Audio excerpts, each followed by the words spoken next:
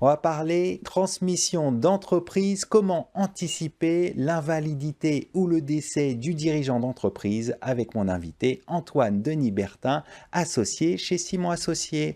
Antoine Denis Bertin, bonjour. Bonjour Arnaud. Aujourd'hui, nous abordons un sujet important pour la pérennité d'une entreprise, la transmission d'une entreprise en cas de décès ou d'invalidité du dirigeant. Pourquoi est-il crucial d'anticiper le décès ou l'invalidité du dirigeant d'entreprise? Il est crucial d'une double manière. La première, c'est le sujet de l'entreprise, il en va de sa survie. Et le deuxième, c'est celui de la famille du défunt ou de la défunte. Sur l'entreprise, on se retrouve avec une entreprise dont le dirigeant ou la dirigeante est décédé. Qu'est-ce qu'on fait? Ce sont des sujets qui sont des sujets de petite intendance. Qui fait les virements? Comment sont faites les fiches de paye? Qui signe les contrats? C'est des choses vraiment basiques. Si on ne l'a pas prévu, si on ne l'a pas anticipé, on se retrouve avec une entreprise qui ne peut plus fonctionner. Je parle des entreprises de petite taille, mais aussi de certaines entreprises, ETI, qui ne sont pas suffisamment organisées. Ça, c'est la partie entreprise, et il en va de sa survie. Le deuxième point important, c'est celui de la famille.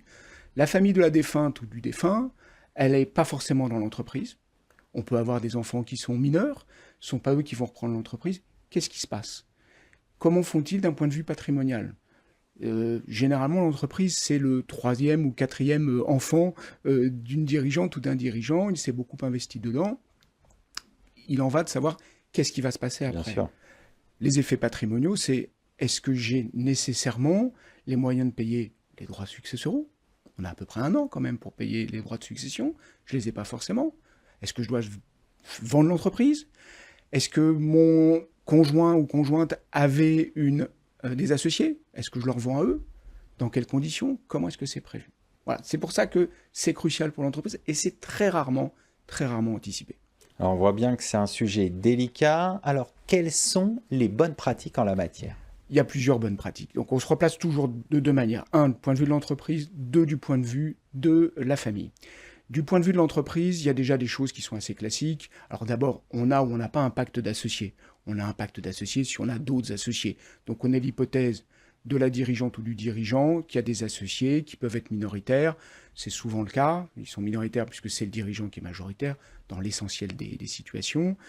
Comment font les autres associés? Est-ce qu'ils vont racheter? J'ai un beau pacte d'associés, j'en fais tous les jours, dans lequel il est précisé qu'en cas de décès ou d'invalidité, je vendrai les ayants droit vendront à mes associés. Très bien. À quelle valeur?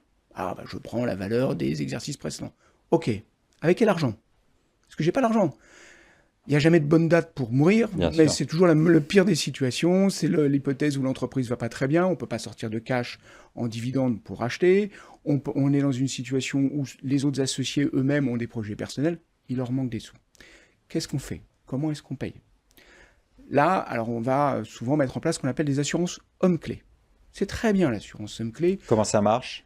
Alors, typiquement, tous les investisseurs financiers vont demander ça lorsqu'ils se vont dans une entreprise.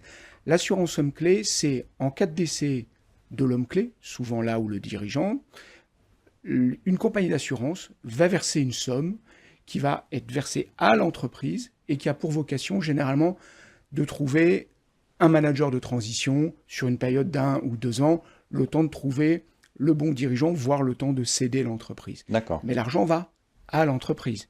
Il ne va pas aux ayants droit, qui eux ont besoin d'argent, Bien sûr. et il ne va pas aux associés qui ont besoin, les associés survivants, qui ont besoin d'acheter les titres du majoritaire qui vient de décéder, hélas.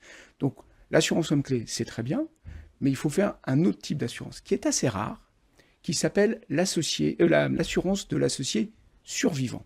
La garantie d'associé survivant. En fait, on va mettre en place une assurance décès. C'est vraiment très peu usité. Il se trouve que moi, j'ai fait un partenariat avec un gros courtier en assurance de personnes. On met ça en place, c'est-à-dire que tous les associés sont assurés. En cas de décès, la compagnie d'assurance va verser aux associés survivants la somme pour acheter à la famille du défunt ces titres. D'accord. Ce qui fait qu'on se retrouve dans une situation où on ne va pas profiter d'un décès en disant je renégocie le prix, etc. Ça a été géré en amont, c'est clair. Et tous les ans, on fait une valorisation de l'entreprise dont on informe la compagnie d'assurance en lui disant « l'année dernière, ça valait 40 millions, cette année, ça en vaut 50, l'année prochaine, peut-être, on verra, ça vaudra peut-être un peu plus, et on adapte le montant de la police d'assurance. » Et là où il y a un gros avantage par rapport à l'assurance homme-clé, c'est que l'assurance homme-clé, donc l'argent va dans l'entreprise, et dans l'hypothèse où la société va pas bien, je suis obligé d'utiliser cet argent pour l'entreprise. Il y a un arrêt du Conseil d'État de mars 2021 qui est très clair en disant la priorité, c'est l'entreprise. Alors que là, je bypasse l'entreprise, puisque c'est d'assurer à assurer. Voilà. Ça, c'est sur l'entreprise, ça fait partie des choses qu'on met en place, ainsi que quelque chose qui n'est pas très courant dans les petites entreprises, un plan de succession. C'est-à-dire, en cas de décès, qui a les clés de l'entreprise? Qui fait quoi? Là, c'est pour l'entreprise. Pour la famille, justement, va pouvoir bénéficier de cette assurance associée, de garantie de l'associé survivant, puisque l'argent va lui revenir. Donc, elle est contente, elle ne se dit pas ma femme me disait que son associé n'était pas terrible, j'en ai la vérification, puisqu'il a essayé de renégocier le prix. J'ai l'argent dans ma poche et je passe à autre chose. Et puis aussi, ce qu'il faut mettre en place, c'est ce qu'on appelle des mandats de protection future.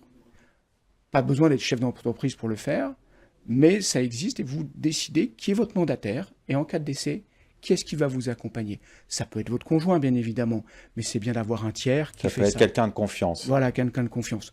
Et c'est quelque chose en plus. Alors, vous pouvez même le faire sur le site du ministère de la Justice. Vous avez des imprimés qui vous permettent de désigner quelqu'un. Je conseille quand même de passer par des notaires parce qu'ils ont une maîtrise beaucoup plus importante de tous les sujets.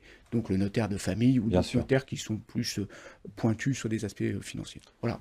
Pour terminer rapidement, quels conseils donneriez-vous aux dirigeants qui n'ont pas encore abordé cette question? Alors, avec les notaires et les fiscalistes, on a l'habitude d'utiliser une expression qui est « faire le mort ». C'est-à-dire qu'on met la dirigeante ou le dirigeant dans une situation de « elle décède ». Qu'est-ce qui se passe du point de vue de l'entreprise ou du point de vue de la famille? D'accord. Et du coup, une fois qu'on s'est posé toutes ces questions-là, alors certes, ça ne fait pas plaisir de se poser la question, mais une fois qu'on l'a fait, en fait, on vit mieux. Et moi, j'ai accompagné des personnes qui m'ont dit « je suis soulagé parce que j'ai organisé les choses ». On va conclure là-dessus. Merci d'être venu sur notre plateau. Merci à vous. Merci à toutes et à tous de nous avoir suivis. Restez curieux et informés. Et quant à moi, je vous retrouve très bientôt pour un nouveau numéro de Lex Insight sur Be Smart for Change.